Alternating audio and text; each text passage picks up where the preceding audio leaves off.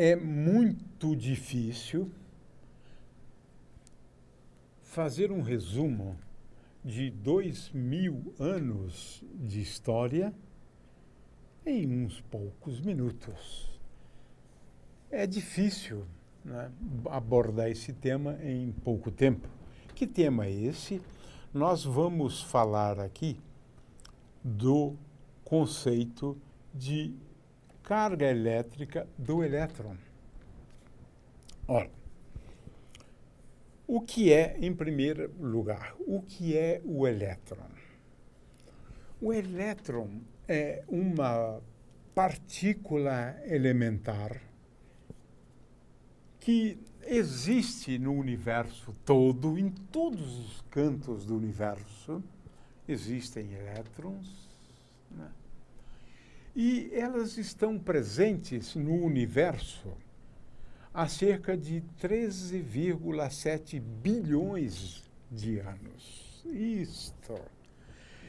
Estas partículas estavam presentes quando o universo teve início.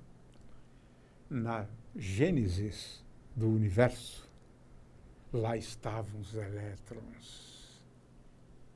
E uma boa parte deles, na verdade uma fração muito pequena, acabou vindo parar no nosso mundo, agora sob a forma de átomos, é claro, né?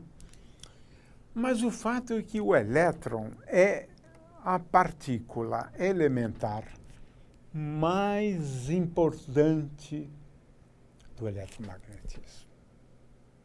Aliás, a razão do nome eletromagnetismo não deixa margem a dúvidas, né? Sabemos hoje que o elétron tem várias características, né?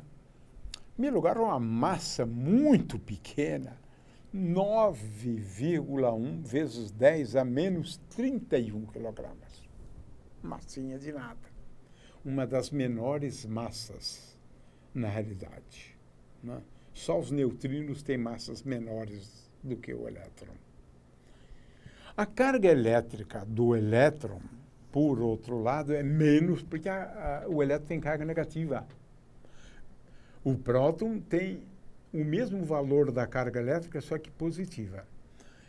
Menos 1,6 vezes 10 a menos 19 coulombs. Também uma carga muito pequenininha. O elétron é uma partícula estável. Ele não desaparece. Ainda bem, nós somos feitos de elétrons, né? A carga elétrica do elétron é negativa, tem uma massa pequena, tem spin meio, mas a gente não explicou o que é spin, né? E o fato é que assim apresentamos o elétron como nós conhecemos hoje. É assim que nós caracterizamos o elétron, né? Utilizando esse conjunto de atributos, né? É como se for uma espécie de RG do elétron, né? Eu conheço o elétron por essas características, por esses atributos. Ser estável, ter essa massa, ter essa carga elétrica, ter spin meio e outros números ditos quânticos. Não vamos complicar, né? Assim é o elétron, né? O elétron, na verdade, eu diria que só no final do século XIX, olha só, tudo começou lá atrás, com aquelas experiências de eletrização dos gregos. Eles estavam observando os efeitos da carga elétrica, porquanto, quando se atrita dois objetos, um deles adquire carga positiva e o outro adquire carga negativa. De forma que, em princípio, poderíamos ter suspeitado da carga elétrica lá há cerca de 2.600 anos. Mas isso não aconteceu. Só no final do século XIX é que, fazendo experiências, né, com raios catódicos, né, se percebeu que esses raios catódicos, eles eram e são ainda, né, constituídos por elétrons. Aqui passamos a descobri algumas coisas a respeito do elétron. E, de fato, quando eu coloco um campo magnético e um campo elétrico aqui, eu tenho um campo elétrico e aqui eu tenho um campo magnético, claro, né? É um ímã. Aí se observa que o feixe de elétrons experimenta uma deflexão. Eles fazem assim. E medindo essa deflexão, Thomson, J.J. Thomson, determinou a relação entre a carga elétrica do elétron e a massa. Às vezes dizemos que Thomson descobriu o elétron. Não, o que Thomson fez foi medir esta relação de duas grandezas, né? Ele mediu essa relação, ganhou o prêmio Nobel por isso, merecedor, afinal, né?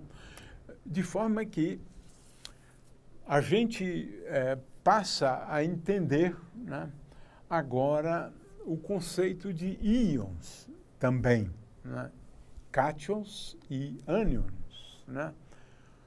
Os íons, eles representam átomos destituídos de elétrons, adquirindo uma carga positiva. Um sódio adora perder uma carga elétrica, adora perder um elétron, se transformando num íon positivo. O cobre também prefere perder dois. E isso é uma questão de estabilidade do átomo, né? O cloro, por exemplo, prefere ganhar um elétron. O flúor também prefere ganhar um elétron. E um átomo ionizado, a tendência dele é dele ser maior, crescer mais, né? Ficar mais gordinho, na verdade, né? De forma que elétrons, né, eles estão relacionados a isso. O fato é que temos cargas elétricas, né, no corpo humano, eu só queria encerrar essa aula bastante curta. Na verdade, aqui eu estava mencionando era o papel de íons no corpo humano, né? Se nós considerarmos, né, uma camada bilipídica, né, nós temos o meio extracelular e o meio intracelular. No meio intracelular temos mais íons negativos. No meio extracelular, mais íons positivos. E isso faz toda a diferença para a vida dos seres humanos, dos animais, de uma maneira geral. Mas não há tempo para isso. O fato é que íons se localizam nos dois lados da membrana plasmática, né, uma camada bilipídica. Finalmente, queria chamar a atenção para uma experiência pioneira, aqui de 1913, né, na qual nós finalmente, ou melhor, um cientista, né, conseguiu determinar o valor experimental da carga do elétron. Foi uma experiência bastante imaginativa, ele ganhou o prêmio Nobel por isso, e eu diria que ele determinou o valor da carga elétrica do elétron. De forma que nós só matamos a nossa curiosidade a respeito do elétron quando medimos a carga elétrica do elétron. Ora, as cargas elétricas têm um papel importante em alguns tipos de ligações, por exemplo, no caso das ligações iônicas. Com isso, então, encerramos essa aula.